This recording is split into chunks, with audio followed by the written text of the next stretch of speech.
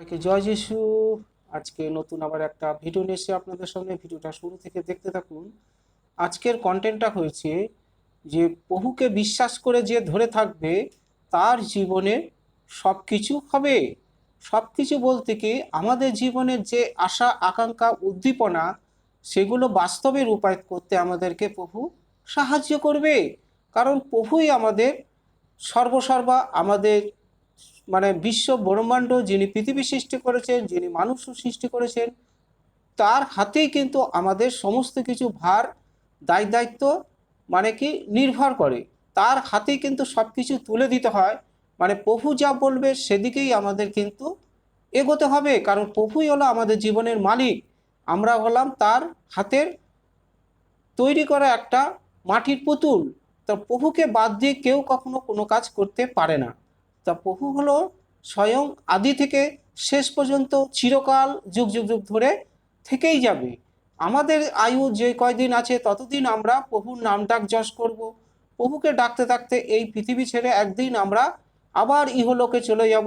তখন প্রভু কহেন, আমার যেরকম পুনরুত্থান হয়েছিল ঠিক তেমনি তোমাদেরও কিন্তু পুনরুত্থান হবে।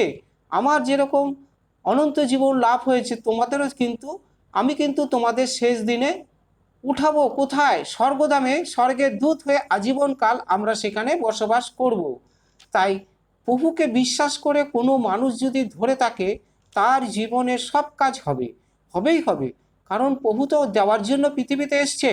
প্রভু তো কিছু চাইতে আসেনি, কোনো কিছু নিতে আসেনি। কারণ বিনিময়ে কখনো প্রভু কারোর কাছ থেকে কিছু চায় না।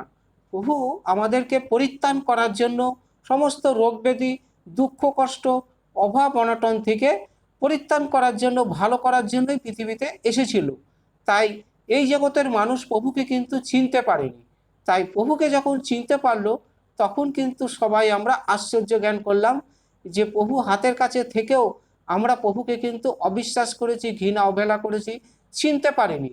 তাই এখানে একজন ভাববাদী কহেন, আপনার কোনো কিছু প্রয়োজন বা আপনি যদি চান ঈশ্বরকে বলুন, এবং এটা যদি আপনার সবচেয়ে ভালো হয়, কারণ তার সময়ে তিনি তা আপনাকে দেবেন। প্রভুর কাছে বিশ্বাস করে কেউ যদি কেউ প্রার্থনার মাধ্যমে চাইতে থাকে, প্রভু কিন্তু তার ইচ্ছা মনের সমস্ত কিছু চাওয়া পাওয়া থেকে বঞ্চিত করবে না। কারণ জানে এই জিনিসটা দিলে তার সে খুব ভাণ্ডারে অফুরন্ত সঞ্চয় হবে, সে কাজটা সাকসেসফুল হবে, সে পরিত্রাণ পাবে।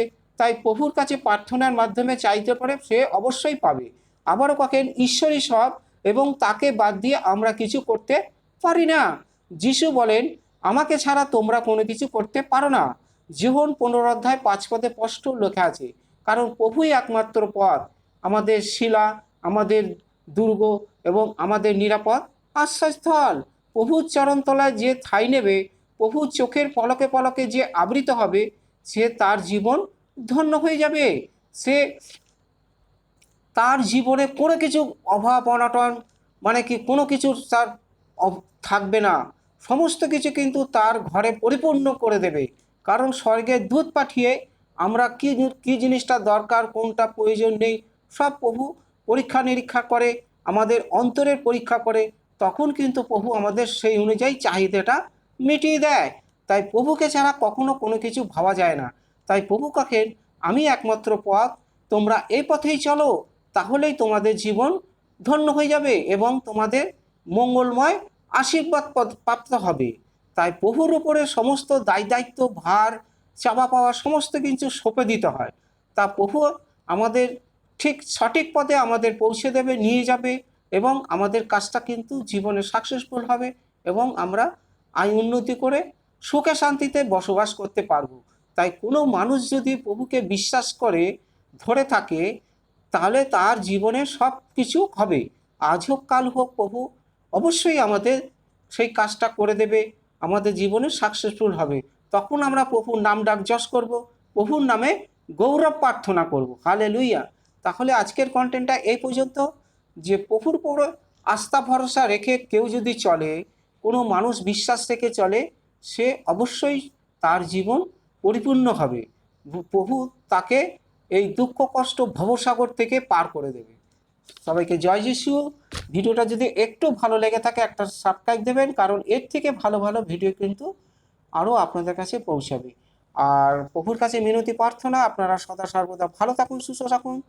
প্রভুর আশীর্বাদ দৃষ্টিপাত যেন আপনাদের মাথায় থাকে, সমস্ত রোগ ব্যাধির হাত থেকে প্রভু যেন আপনাদের ছুটকারা করে দেয়। সবাইকে জয় যিশু, আমেন।